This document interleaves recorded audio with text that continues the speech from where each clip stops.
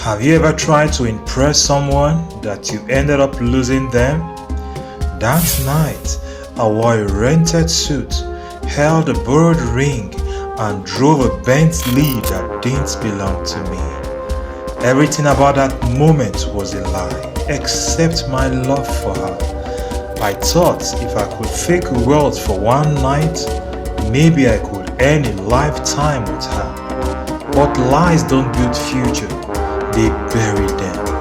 And when the truth came out, it shattered more than my pride. It broke the only thing I was trying to protect. Us. My name is Brain. I am 31 years old. I was born in Lagos. I grew up in a type of house where you heard rats crowing before the roasted crown. My mom sold ogidi and akara at the bus stop. My dad left when I was 5. Never saw him again. We lived in a one-room apartment with a leaking zinc roof. I used to place buckets around the bed anytime it rained. That's how I learned how to sleep covered up so the cold water wouldn't touch me. But me, I was a dreamer. I had big plans. I hustled through school. I sold recharge cards in traffic. I did assignments for rich kids in universities for 3,000 naira per assignment. I knew what hunger was, and I swore I'll never let it define me. I graduated with a first-class degree from the University of Birmingham, and I was posted to Port Harcourt for my youth service. After completing my youth service, I returned to Lagos in search for greener pastures. I took several aptitude tests, and eventually I got a job with a tech company named Q-Tech Nigerian Limited. In time, I became a marketing executive at one of those tech setup companies that pay more in promises than in paycheck. But I believed it would get better. I always did. One Saturday morning, I was sent to manage the technical sound crew of a business conference event in VI, and that was where I met her, Amira. She came in like something from a movie. Daughter of oil and real estate royalty, the kind of girl who wore candle shades to indoors and casually mentioned her vacations in Morocco like she was talking about a trip to Lekki. I met her at a private business conference. She was one of the guest speakers. I was just managing the stage lighting and handling slide transitions when I first saw her give her powerful speech. After the program, I approached her. We exchanged pleasantries. She had a smooth voice that could make any man go gaga. I complimented her flawless presentations and cracked a few jokes, and at least I made her laugh twice. We exchanged contact, and I watched her ride off in a Rolls Royce. Wow. That was when I knew she was way out of my league.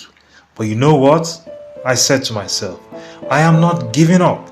And before I knew it, we were texting, then talking, then dating. But I was always aware of the gap, the distance. Her friends drove Range Rover Sport. I entered Uber with promo codes. Her family had their chev on retainer. I boiled Indomie in a borrowed kettle. Omo, the gap choke.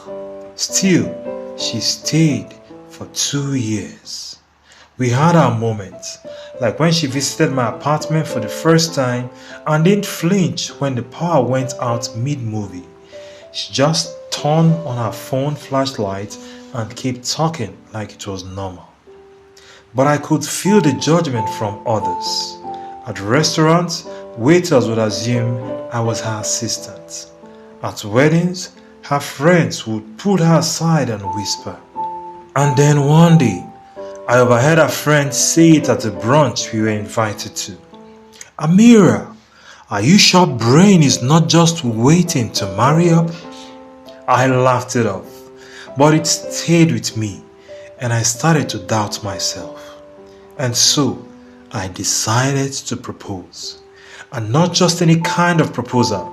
It had to be something she would never forget.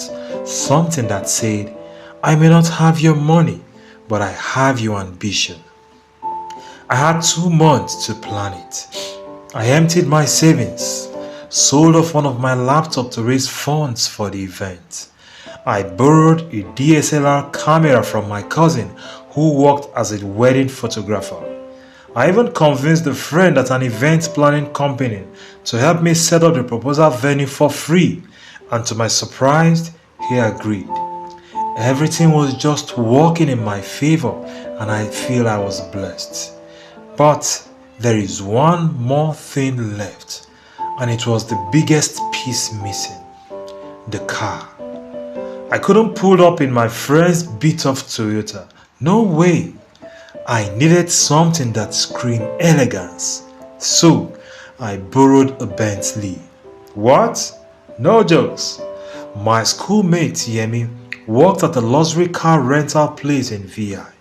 I begged him. I grooved. I lied. Told him it was for a music video shoot and I would return it immediately as done. He agreed, even though he was skeptical about the reasons I gave, but with one condition: 24 hours only, no scratches, not even a needle pin scratch, and bring it back before 10 a.m. the next morning. I accepted the deal. Everything was set: the venue, the car, the ring, everything to make that day a memorable one. Then I invited Amira on a Saturday night to a rooftop restaurant where I arranged everything. The jazz band, the drone photographer, customized lead candles that spelled her name. I even added a slideshow of our pictures playing on the screen behind us. And the ring, oh God, the ring. I couldn't afford a diamond, but I found a beautiful white sapphire that sparkled under candlelight. Amira walked in, wearing a red dress that made time stop. I pulled up with the Bentley just like I imagined. She looked at me and said, "Whose car is this?" I winked. "Yours tonight." She laughed. The dinner was perfect. Our favorite songs played softly. Her favorite wine was served. Everything was curated. I had even rehearsed my proposal speech in front of my bathroom mirror for 3 nights straight.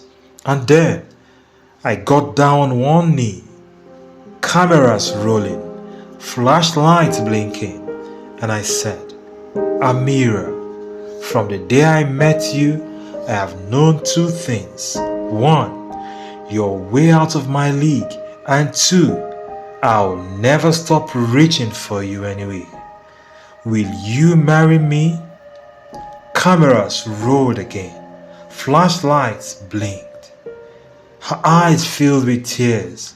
Her friends were like, "Baby girl, say yes. Baby girl, say yes." And then she said yes. I was like, wow, that was one of the best gifts I have ever received in years. That night felt like magic. We held hands, we kissed, our friends cheered us up. Everything felt like a dream. We danced a lot that night.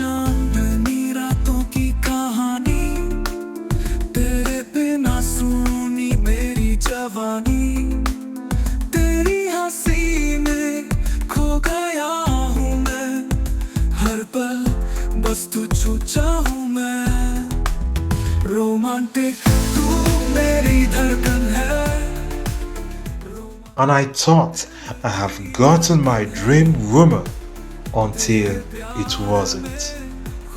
After the occasion, we got into my Bentley and I sailed her home like a sailor on a cruise ship, smiling. She was holding my hand, laughing. There were so many butterflies in her stomach that night. She was so excitedly talking about calling her mom the next day. Our hands glued to each other like a magnet. We cracked some few jokes, reminded ourselves how it all started. Everything was going smooth until my phone rang. It was Yemi. I ignored it. Then it rang again and again. Finally, I picked up. His voice was tight. "Guy, where are you?" I said, "I'm on my way back. Everything is fine." "No, it's not," he said. "The Bentley has a tracker. My boss just got alerted. He's already reported it stolen." My heart sank. I was like, "What?" He insisted, "Return it now or you'll be arrested." "I am not joking, brain." I pulled the car over. My face showed mixed emotion and I started explaining to him on the phone why I need to bring it the next day and not today. But he insisted. I got back inside the car and decided to quickly drop Amira first. Amira asked, "What's wrong?" I couldn't speak. I feel my world is about to crumble. But the flashing red and blue light in the rear mirror spoke for her. The police pulled us over and we got arrested. That night was dark for me. We were both taken to the police station. Amira didn't say a word to me the entire ride. Deep down inside, I knew I had messed up big time. Yemi showed up, trying to fix it. His boss agreed not to press charges after I signed a legal document admitting I lied and borrowed under false pretense. They let me go, but the damage was done. We got into an Uber, quite tense. When we got to our estate gate, she turned to me. I would have said yes even if she proposed inside that Uber. I looked at her. "I just wanted to impress you. I wanted you to be proud to show me off." She shook her head, eyes red. "Brain, I loved you because you were real. I never needed the car, the ring, or the show." Then she opened the door, stepped out, and didn't look back. It's been 8 months since that night. I haven't seen her since. I heard she moved to Dubai. She deleted all her social media, blocked my number. I still keep the ring box, not because I want to remember the proposal, but because I want to remember the mistake. In trying to prove I was worthy of her love, I proved I wasn't. Love isn't something you decorate, it's something you protect. And sometimes, in the chase to impress, you lose what was already yours. Some people fall in love with your soul, and when you try to decorate it with lies, you rob them of the very thing they fell for. If I had just believed that was enough, maybe I still would have had her. Now, I just drive past that roof restaurant sometimes and wonder. To all our lovely viewers out there, if you were in Brain's shoes, would you have borrowed the Bentley or trusted that love didn't need to be impressed? Please let us know in the comment section.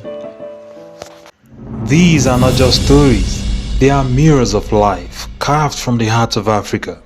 If today's tales move you, make you laugh, think, or even shed a tear, then don't let it end here.